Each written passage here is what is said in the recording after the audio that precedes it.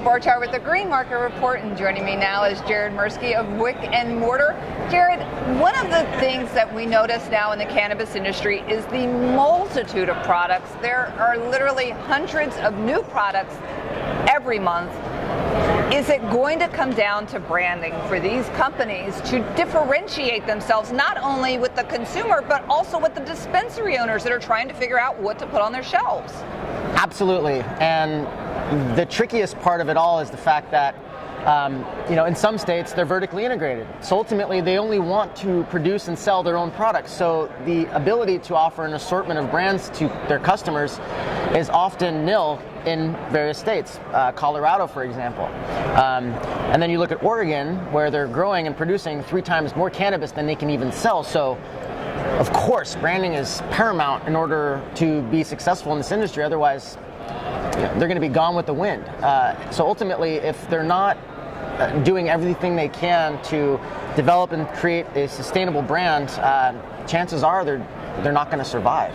And it seemed like in the beginning of the emergence of the cannabis industry, everything was canna this, canna that. It was cannabis, canna money, canna.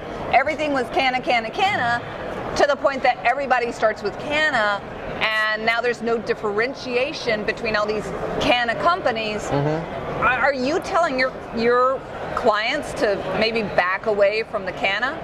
Absolutely.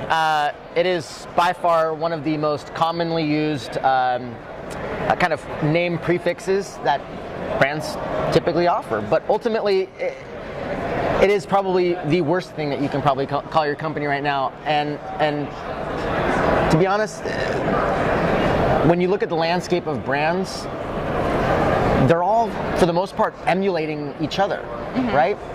I like to look at differentiation using this analogy. If you looked at like the Dollar Shave Club and you look at Gillette razors, when Dollar Shave Club came out, after Gillette razors, they didn't emulate them. They created a personality that was completely different. They wanted to be cheeky and funny, as where Gillette is very bold and masculine. And if you think about it, if Gillette had came out emulating the same look and feel as Gillette, they would have been creating more competition for themselves. Okay. So that's what you see people doing, and they don't even realize it. Calling themselves the same thing everyone else is calling them is only establishing more competition for themselves. All right, so with you guys, you're clearly, putting the time and the effort so that the personality of the product shines, and as a result, it's going to shine to the dispensaries, it's going to shine to the consumer. Yes. Great. Yep. I mean, that is the approach. And again, we go through all of these steps because it isn't our job to necessarily isolate our ideas, but more so focus our ideas. You get a lot of people that have all these crazy ideas and they want to go here and go there, but they don't follow the straight path. And so what ends up happening is, again, you get that bipolar branding. You see that more so when people work with freelancers from a number of different, with respect to a number of different projects, as where a branding agency, we're completing the full ecosystem, so to speak, of that brand. So again, that everything communicates with each other. And it becomes very difficult to do that when the owners aren't project managers, or oftentimes not project managers nor creative directors.